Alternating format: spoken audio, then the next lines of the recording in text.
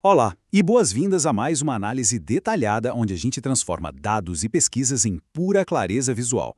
Bom, adivinha qual é a mais nova tecnologia de ponta que a neurociência está recomendando? É um pedaço de madeira com um grafite no meio. Pois é. Em uma era que é dominada pelo brilho das telas, notificações que não param nunca e digitação na velocidade da luz, algo muito antigo está fazendo um retorno triunfal e com muito apoio de evidências científicas rigorosas. O nosso foco hoje é exatamente esse, o renascimento da escrita à mão. É fascinante a gente explorar como uma prática que muitos já consideravam uma arte perdida está se provando ser literalmente uma ferramenta essencial para a nossa cognição moderna. Então, vamos mergulhar nisso. É muito fácil a gente olhar para a nossa rotina diária, que é cheia de smartphones, teclados mecânicos piscando, assistentes de voz, e acabar achando que a velha e boa caneta virou peça de museu, certo? Afinal, a digitação traz velocidade, e velocidade parece ser a única coisa que o mundo moderno exige da gente. Mas sabe aquela fadiga digital e a sensação de que a nossa atenção está totalmente fragmentada? Elas estão mostrando que a resposta para essa suposta morte do papel é um sonoro não. Claro, a tecnologia trouxe muita eficiência, sem dúvida nenhuma, mas a ciência está revelando que algo super vital acabou ficando pelo caminho. E isso nos leva à nossa primeira parte, o cérebro e a caneta, a neurociência por trás da escrita. Para entender o porquê desse retorno incrível da caneta, a gente precisa olhar para dentro do nosso cérebro. O que exatamente acontece na nossa cabeça quando a gente troca os toques em uma tela de vidro pela fricção de uma ponta no papel? Bom, a digitação, do ponto de vista neurológico, é quase sempre um padrão motor muito repetitivo. É muitas vezes só um ato de transcrição literal. A gente ouve algo e os dedos simplesmente reproduzem as palavras ali de forma mecânica, quase no piloto automático. Agora, por outro lado, a escrita manual exige um esforço absurdo. Ela requer uma coordenação motora fina muito precisa, um planejamento visoespacial intenso para formar cada letrinha e, de forma crucial, obriga a mente a realizar uma síntese de ideias. Como não dá para escrever à mão na mesma velocidade em que a gente fala ou digita, o nosso cérebro é literalmente forçado a processar aquela informação, decidir o que realmente importa e só então traduzir tudo isso para o papel. E olha, o resultado de todo esse esforço é simplesmente notável.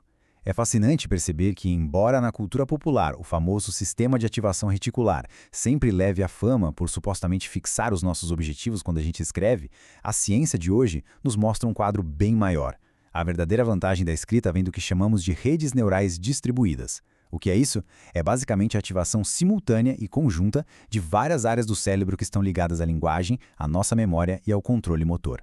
É exatamente essa sinfonia neurológica gigantesca que atua como o verdadeiro motor da retenção de informações a longo prazo. É isso que garante um processamento muito mais profundo do que estamos aprendendo. E o mais legal é que esses benefícios neurológicos escalam e acompanham a gente ao longo de toda a vida. Nas crianças, por exemplo, não se trata apenas de aprender a desenhar letras bonitas, de jeito nenhum. É um pilar fundamental para desenvolver aquele controle motor fino e para consolidar de verdade os circuitos neurais que levam à alfabetização. Já para os adultos, bom, o ato de escrever à mão funciona quase como uma academia gratuita para a mente. Ele oferece uma estimulação cognitiva poderosa, ajuda a manter a nossa plasticidade cerebral ativa e é absolutamente essencial para organizar os pensamentos de uma forma estruturada. Sabe, especialmente depois daquele dia exaustivo com umas 50 abas abertas no navegador do computador? O que nos leva à seção 2, o poder do ritmo lento. A lentidão como uma grande vantagem. E olha só que interessante o que a gente tem aqui. No mundo que é totalmente obcecado pela rapidez, como é que algo demorado pode ser melhor? Isso nos leva a um paradoxo maravilhoso. A resposta está no que chamamos de ritmo cognitivo. Aquela relativa lentidão de escrever à mão cria, na verdade, um compasso muito mais intencional, mais deliberado para nossa mente. Então, longe de ser um atraso na sua vida, esse tempo extra atua como um verdadeiro catalisador. Ele favorece ativamente a nossa reflexão, a elaboração de ideias mais complexas e a construção de argumentos super bem estruturados. É basicamente o antídoto perfeito contra tirar conclusões precipitadas. Se a gente está em um processo criativo ou em uma sessão de estudos mais densa, esse ritmo deliberado é, com toda certeza, uma vantagem inestimável. Vamos agora para a seção 3, a nova era híbrida, o fim da ditadura digital. Vamos avançar e ver como tudo isso se constrói na prática hoje.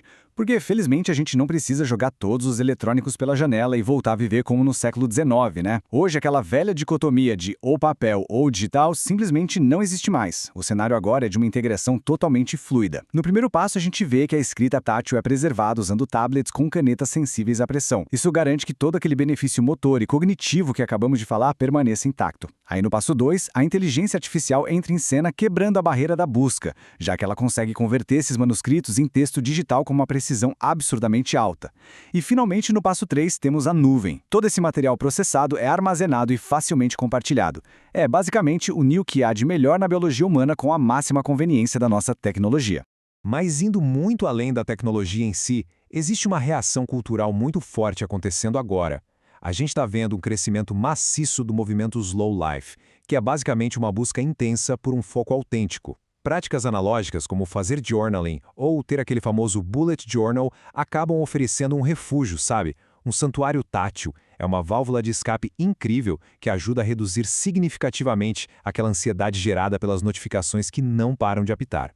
E sejamos sinceros, até ajuda com aquela vontade repentina de silenciar o grupo da família para sempre. No fundo, é a nossa busca por experiências mais tangíveis, para conseguir ancorar a mente em um mundo que está hiperconectado o tempo todo. Chegamos então à seção 4, papel contra o digital. Vamos comparar essas ferramentas. E isso ilustra de um jeito genial o nosso grande momento analítico. A verdade é que nenhuma ferramenta é perfeitamente superior em tudo.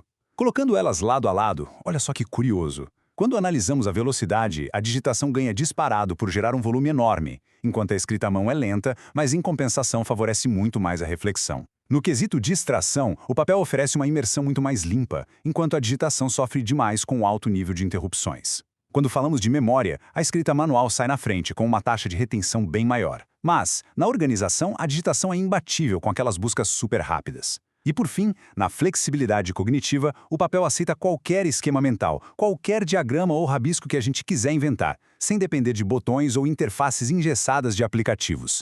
Seção 5. A curadoria cognitiva. O reposicionamento da escrita. A partir dessa comparação que acabamos de fazer, a gente chega a uma constatação muito clara. A escrita manual não está sendo substituída, mas sim estrategicamente reposicionada. Fica super evidente que o lado analógico se tornou nosso espaço ideal para compreender conceitos densos, estruturar ideias complexas e refletir profundamente sobre as coisas. Por outro lado, o meio digital, com seus teclados rápidos, continua sendo a nossa melhor ferramenta logística de apoio. É o campeão indiscutível para armazenar grandes volumes de dados, editar tudo de forma bem rápida e compartilhar essas informações em uma escala global. Então, o ponto crucial de toda essa pesquisa, o que a gente realmente precisa levar daqui, é que a escrita manual hoje transcende o simples fato de registrar informações. Ela se consolida como uma verdadeira ferramenta de curadoria cognitiva. Não é mais só anotar o que o chefe ou o professor falou. Trata-se de um ato intencional de curar a própria mente. É uma escolha perfeitamente consciente de desacelerar o ritmo para conseguir processar o mundo ao nosso redor com muito mais profundidade e sentido.